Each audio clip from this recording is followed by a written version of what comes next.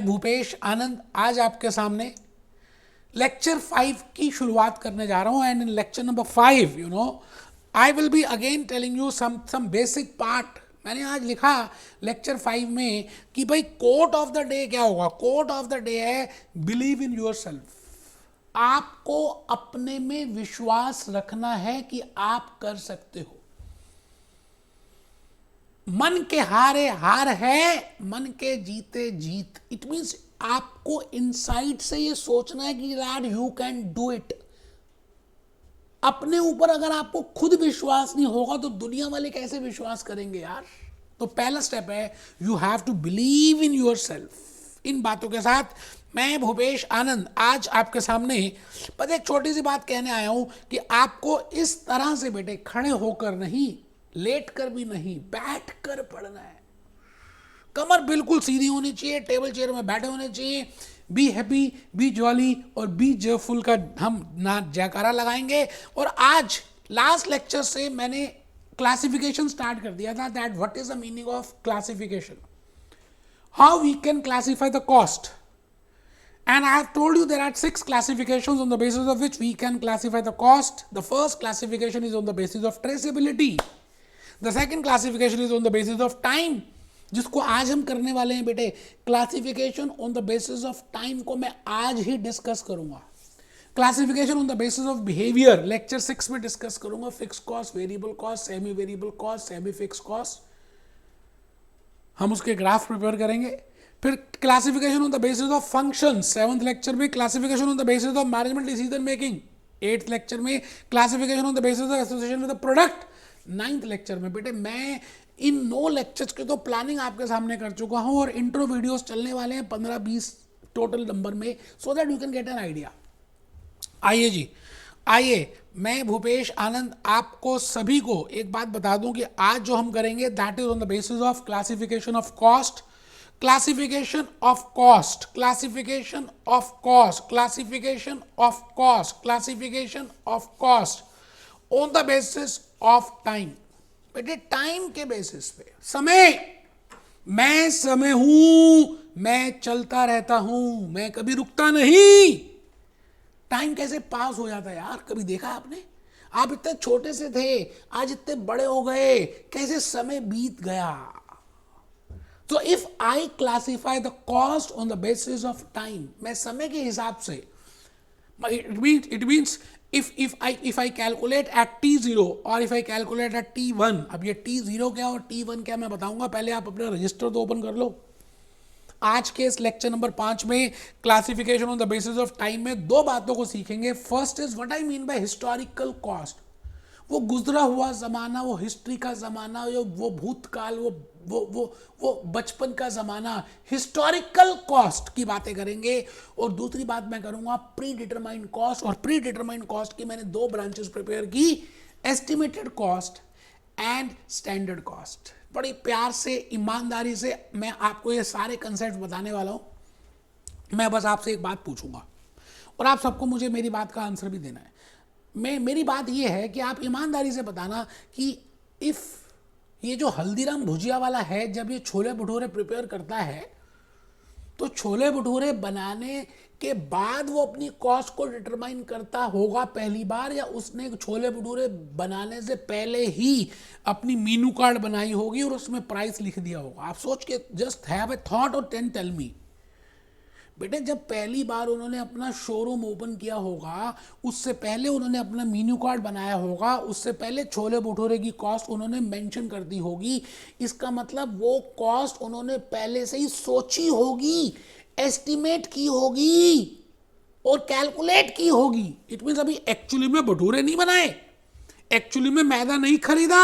You have not actually produce that product. If you have not produce that product and you want to estimate that, भाई आप एक hill station में घूमने के लिए जा रहे हो, अभी गए नहीं, जाने वाले हो, आप पहले से ही सोच रहे हो कि भाई हम इस तरह से जाएंगे, ऐसी लॉजिंग का एक्सपेंस होगा, ये बोर्डिंग का होगा, वहां पे इतना खाएंगे, ये ऐसे करेंगे, वो ऐसे करेंगे।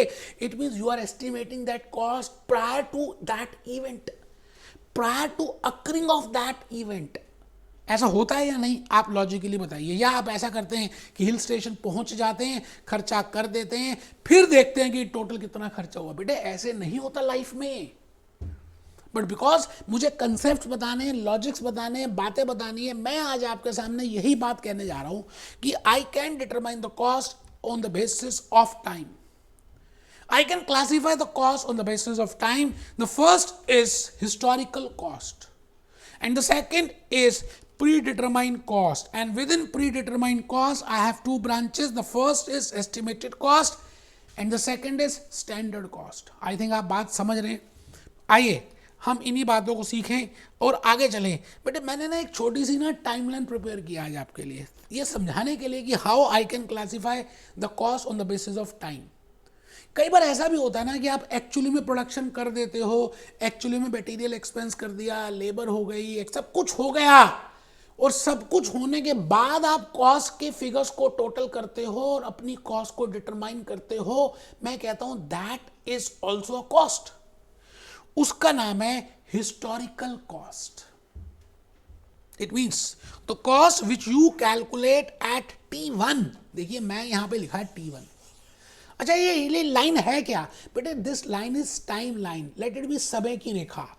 आपने यहां से स्टार्ट किया, चलते जाओ चलते जाओ, छोले भटूरे बनाते जाओ, प्रोडक्ट प्रोड्यूस करते जाओ, प्रोडक्ट प्रोड्यूस करते जाओ. Maruti Suzuki has started preparing the WagonR, producing WagonR. Produce करने के बाद उन्होंने कॉस्ट कैलकुलेट किया. 90% ऐसा हम नहीं करते, but still if they estimate the cost after doing that activity, after producing that activity, after rendering that service, I will say you have done historical cost. क्योंकि आप हिस्ट्री में जो हो चुका है उसका टोटल करके आप उसकी कॉस्ट को निकाल रहे हो. ऐसा भी करते हैं आप. जैसे मार्क्स है, आप बताओ पेपर देने से पहले अपने मार्क्स को सोचते हो या पेपर देने के बाद सोचते हो कितने आएंगे? दोनों चीजें करते हो. इट मीन्स आप पेपर दे के आते हो, आप पेपर देने से पहले, अभी पेपर स्टार्ट नहीं हुआ, एग्जाम स्टार्ट नहीं हुआ, आप पहले से सोच लेते हो कि मैंने इस बार इतने मार्क्स लेने हैं. ये आपने सोचा है. और एक्चुअली में जो मार्क्स आते हैं उसको हम एक्चुअल बोलते हैं. It means the actual cost, the total of that actual history figures. क्योंकि वो हो चुकी है ना, इसलिए उसका नाम डाल दिया हिस्टोरिकल कॉस्ट. इट मीन्स हम कर रहे हैं classification on the basis of time. बेटे टाइमलाइन बनाए. अच्छा लॉजिकली मैं देखूं तो मैं ये भी कैलकुलेट करता हूं और इसको भी कैलकुलेट करता हूं. I also determine the cost prior to that event. आप पेपर देने से पहले भी सोचते हो कि यार इस बार मेरे इतने नंबर आने चाहिए. Similarly a company, a manufacturing entity, before producing that product, actually they estimate the cost that this should be the cost, and that cost is named as a budgeted cost, and that is named as a predetermined cost.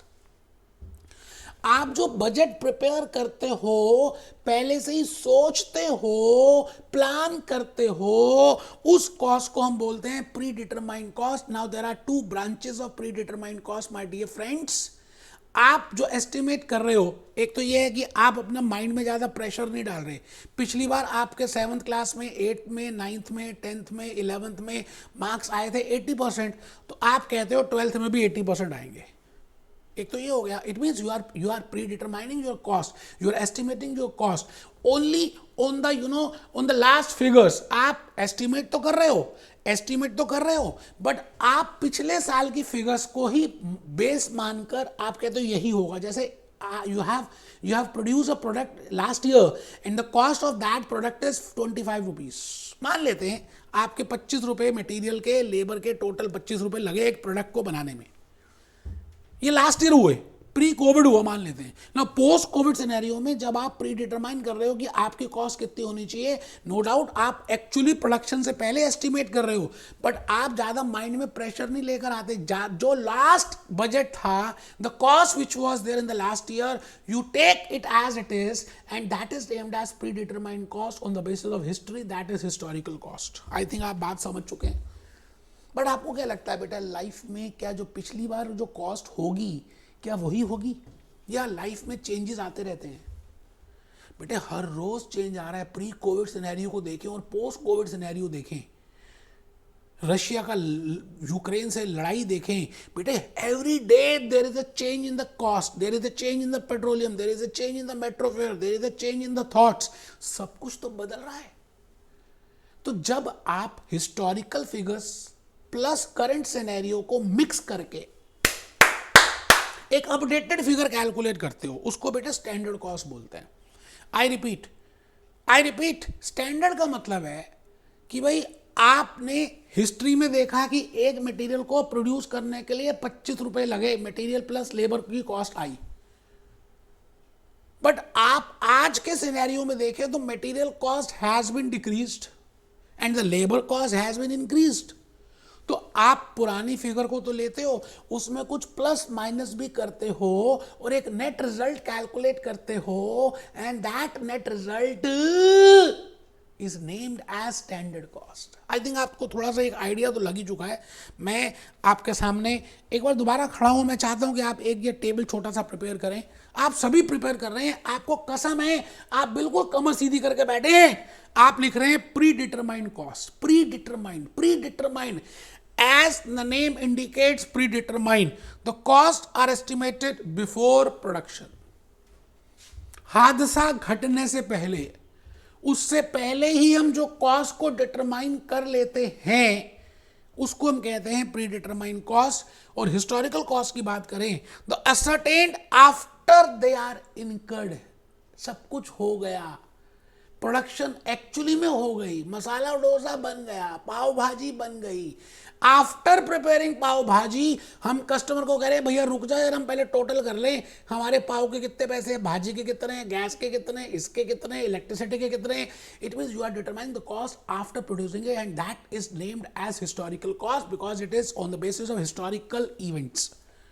So if we are calculating for future events, that is predetermined, but the point is in predetermined again there are two branches. One is I am just taking the old figures and I am assuming that it will be my estimated, but the point is if I say that no, my old figures are to be updated because there is an inflation in the market, there is a response, so in that case the cost which is there, that is named as standard cost। आप लिख रहे हैं with reference of actual operations। आराम से बेटे, मुझे लगता है दोनों बातें लिख चुके हैं, एक बच्चे ने नहीं लिखा, वो अपने आप को ना ज्यादा समझदार समझ रहा हो, कहता है कि यार क्या लिखना है, बेवकूफ है यार। आप लिखो बेटे, आप लिखो, उसको छोड़ो। मैं भूपेश आनंद आज आपके सामने यही बात कह रहा हूं कि supposingly you want to determine the cost and that cost is predetermined cost and you want to just see the budget and you just want to write down that budget, it means that cost is estimated cost. Material 20 रुपए का है, labour 10 rupees का है, assume कर रहे हैं।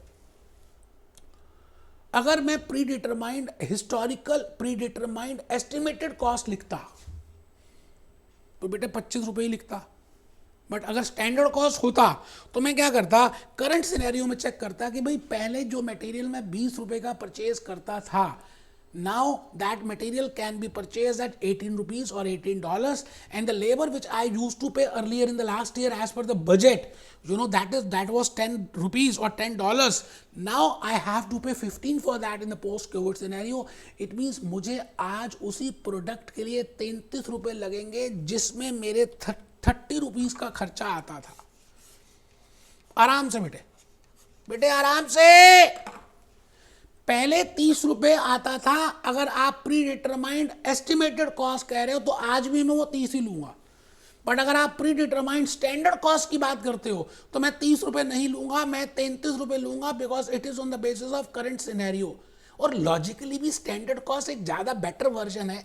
आप cost determine तो कर रहे हो बेकार की, जिसमें कोई यूज नहीं है, जिसको हम कंपेयर नहीं कर सकते, जिसका कोई कंपैरिजन अलाउड ही नहीं है। I cannot compare it. आप मुझे बताइए, मैंने लास्ट 30 रुपीज की कॉस्ट ले ली, वो जो लास्ट में था वही बजट मैंने अज्यूम कर लिया, उसको मैं कैसे कंपेयर कर सकता हूं? आई कैन नॉट कंपेयर यार। But in case I have calculated standard cost, मैंने अगर स्टैंडर्ड कॉस्ट निकाली है कि भाई पिछली बार इतना था, इस बार इतना है, तो I can have a responsibility. अगर डिफरेंस आएगा तो मैं परचेज मैनेजर को ये कह सकता हूँ कि साहब हमने ये सोचा था कि आप 18 रुपए का मटेरियल परचेज करेंगे, बट आपने 18 की जगह ₹19 पे किए, why you have paid more, so we can penalise that purchase manager, we can held him responsible that you are responsible, that why you have paid more. तो अगर मुझे रिस्पॉन्सिबिलिटी असाइन करनी है किसी की, तो मैं स्टैंडर्ड कॉस्ट के बेसिस पे तो I can make someone answerable कि भाई आंसर दो आप हमारे को, Y you have not done bargaining, आपने सभी सप्लायर्स को क्यों नहीं बुलाया, आपने परचेज ऑर्डर्स क्यों नहीं बुलाया, आपने ज्यादा और नेगोशिएशन क्यों नहीं किया। इट मीन्स स्टैंडर्ड कॉस्ट जब आप कैलकुलेट करते हैं तो पहले निकालते हैं, पहली बात, और दूसरी बात करंट सिनेरियो को माइंड में रख के निकालते हैं। बट आप जब एस्टिमेट कॉस्ट कैलकुलेट करते हैं वो भी पहले ही निकालते हैं, बट बेटे एस्टिमेट में आप टोटल बजट की फिगर को कॉपी पेस्ट मारते हो। आई थिंक आप सारी बात लॉजिकली समझ चुके हो। Standard means preparation of budget as per current scenario. बेटे we will be doing standard costing, हम एक अलग से टेक्निक करेंगे जो ये बताएगी कि भी स्टैंडर्ड कॉस्टिंग में हमने क्या सोचा था और क्या हुआ। जैसे आप टाइम टेबल प्रिपेयर करते हो सुबह और शाम को चेक करते हो कि मैंने ये सोचा था मैं इतने घंटे ये पढ़ूंगा, इतने घंटे ये पढ़ूंगा, इतने घंटे ये पढ़ूंगा, और एक्चुअली में ये पढ़ा, तो डिफरेंस जो आया that is variance. We will be doing a separate technique for that, you know. But here I want to tell you that standard means preparation of budget. आप बजट को बना रहे हो क्योंकि बजट तो पहले ही बनता है, बट बजट को थोड़ा माइंड के प्रेशर के साथ बना रहे हो एज पर करंट सिनेरियो। आप चेक करिए, मैंने एक बड़ा सा गोला बनाया और बड़े से गोले में लिखा स्टैंडर्ड कॉस्ट और उसके अंदर दो छोटे छोटे सर्कल बनाए। एक में लिखा मैंने हिस्टोरिकल डाटा, एक में लिखा करंट सिनेरियो। इसका मतलब दोनों को मिक्स करके आप जो कॉस्ट निकालेंगे उसी का नाम है standard cost. Objective of standard cost is to assign responsibility. In the big organisations बेटे हमें रिस्पॉन्सिबिलिटी असाइन करनी है ना। सारा काम मुकेश अंबानी थोड़ी करेगा, सारा काम सुनील भारती थोड़ी करेगा। तो परचेज मैनेजर्स हैं, सेल्स मैनेजर्स हैं, प्रोडक्शन मैनेजर्स हैं, we prepare a standard for them. जैसे बेंचमार्क प्रिपेयर करते हैं, जैसे स्कूल में हेड बॉय के लिए हम कहते हैं ये बेंचमार्क है भाई, ये अगर बेंचमार्क फुलफिल होगा तो हम इस बच्चे को हेड बॉय बना देंगे। Similarly, we prepare a benchmark as per the material, as per the labor, and then at the end we can compare it and we can held responsible to someone. So my dear friends, आज की cost की classification थी on the basis of time. I think आपको समझ आया है जो मैं कहना चाह रहा हूँ। टाइम का मतलब है कि आज आप कॉस्ट कैलकुलेट करना चाहते हैं सब कुछ होने के बाद, घटनाएं घटने के बाद, या घटनाओं के घटने से पहले। अच्छा, आप घटनाओं के घटनों से पहले करते हैं तो आप पिछला डाटा ही लेते हैं या पिछला डाटा प्लस कुछ चेंजेस करते हैं। ज़्यादा बेटर वर्जन ये है last year data plus some changes, that is standard cost, then only you can make someone responsible. तो बेटे ये क्लासिफिकेशन नंबर 2 है। मैं भी कोई जूस नोट्स कुछ कहीं से दिखाई नहीं रहा, बस जो मैं कहता हूँ चुपचाप ईमानदारी से करते जाएं। मैं आपको आज़ादी दिला दूंगा, मुझे खून दो, मैं आज़ादी दूंगा बेटे। खून का मतलब है चुपचाप आने वाले 10, 12, 15 लेक्चर्स जो मेरे हैं इंट्रो, चुपचाप करते जाओ। मिलते हैं बेटे, be happy, B jolly, B cheerful. Lecture number 6 में मिलेंगे बेटे, बड़ा इंपॉर्टेंट लेक्चर है 6। ठीक है जी।